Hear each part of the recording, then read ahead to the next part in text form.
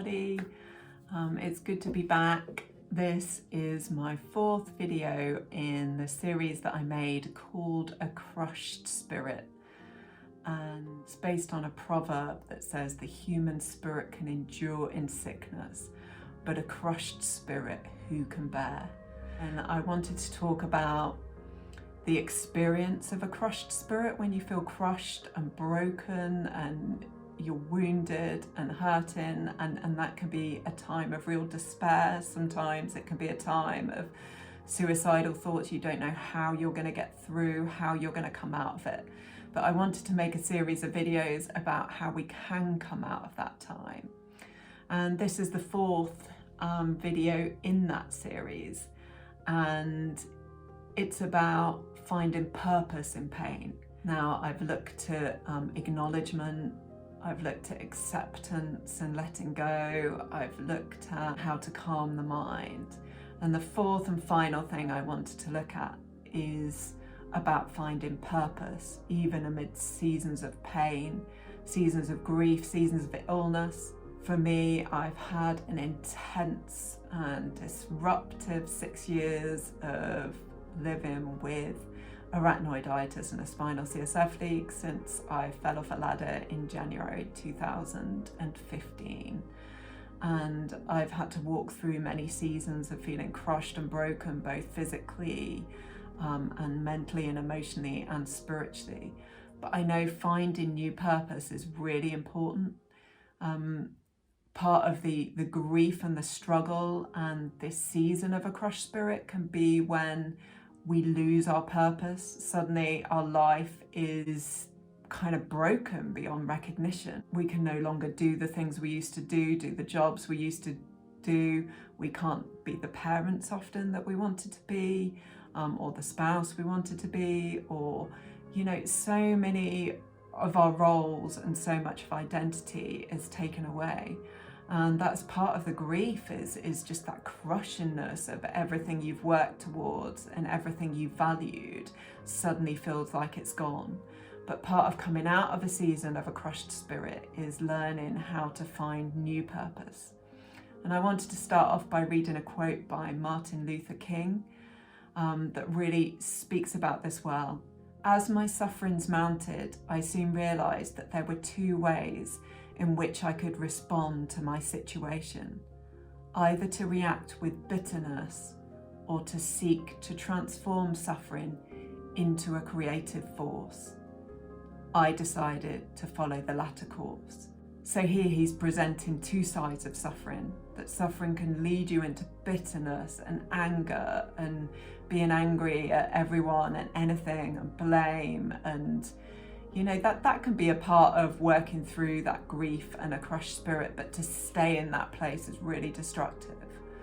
Or we can seek to transform suffering into a creative force. And as he did, I too decided to follow the latter course, to follow this idea of transforming suffering into a creative force. That's one of the reasons I'm making this video. That's one of the reasons I've written my blog post, is to try and make sure my suffering isn't wasted, that there are people that are even more lost and broken than I was, that don't have the support I have, that haven't had the doctors I have. And I want to reach out to those people and help them to feel understood and to help voice what's going on within them, and then to find a way forward. So in transforming suffering into a creative force, as I say, that can be part of kind of feeling empathy and connection to others. That can be turned into, like with Martin Luther King, fighting for justice and advocating on behalf of others. That's another thing I try and do through online support groups and through helping people, you know, on a one-to-one level, understand how to navigate these illnesses, and to stand up and speak up through my writing and making videos for people with them. So it's also, I use my suffering to try and connect to and educate others about their own suffering, and to educate people on how to help others suffering. And that's really important for me, because it's hard enough navigating these things, but when you constantly meet people, whether they're professionals or whether they're family or friends, that don't know how to speak to you and don't know how to deal with it, that's really hard. So part of me trying to write and speak is to try and help others understand what it's like for those suffering. So number 1 is transform suffering into a creative force. Number 2 for me has been realizing I am not what I do. And that is really hard when we live in a society and we live in a world where it's, what do you do? Who are you? What do you do? As if what you do and your job title defines who you are. And I had an illness that a lot of the time meant I was stuck in bed. Who are you then? What do you do? Even at first, doctors would ask, what do you do? As if they could kind of define you or work out who you were and how you were dealing with the illness accordingly to what you do normally. And part of the trouble is when you face a season in life that suddenly something comes in, whether it's your own illness or caring for someone else, or a grief or something awful that happens in your life, is we have to let go of who we once were and find a new purpose and a new way forward. And I wrote a blog post about this a little while ago. The title was, "What is my purpose? Do small things with great love." And in that I spoke about a wrestling that I had after probably my last most intense season of despair and feeling completely crushed and broken. And that was after my relapse in 2019 in the spring that I spoke about last time. And I can remember one day kind of praying and just saying to God, what is the point in me being here? I'm just stuck in bed. I can hardly do anything. I'm in so much pain. What is my purpose? And I felt God say to me, your purpose is to ask, who can I show love to today? And do small things with great love. And we've always, for many, many years, we've had this sign in our hall that's based on a Mother Teresa quote. That's the quote is, do small things with great love, or do ordinary things with extraordinary love. And that became my purpose. And at that time, every day I would ask that. And whether it was cooking a meal for my family, or baking a cake for someone, or sending someone a gift or a card or a text message or a letter, in those small acts of choosing to love others, I found a way out of that season of a crushed spirit. Number 3 for me was discovering a new way of living that fits around my illness. At seasons that I've been in bed, what could I do? How could I still connect with people? I could send messages. At times, could I speak to people on the phone? Could I send them things? Could I send them gifts? Could I write? At times that was hard, but at times I could write.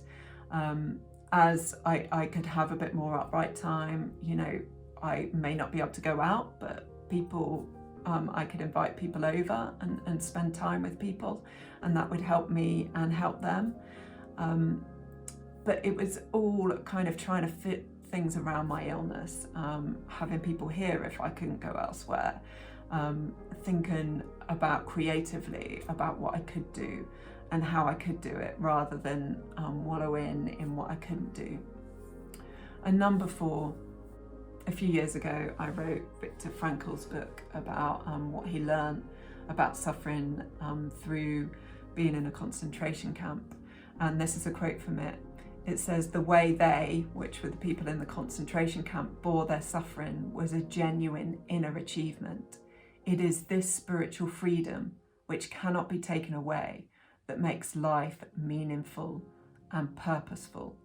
And he was talking about those that managed to survive in the concentration camp, and those that managed to live, and how they managed to overcome their suffering.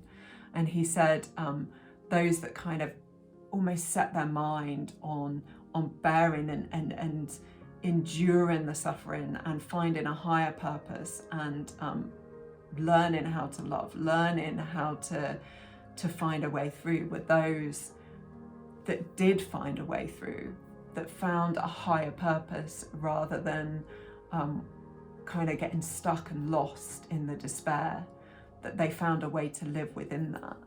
And I think it's realizing sometimes that, we may have to reevaluate our life and our achievements of what we can do, but it's realizing the small things can then be greater acts of love. The little things we do can be greater achievements. Just the daily getting through the illness and loving other people through it and supporting other people through it, or as we find a way through, we can lead a way to help others through.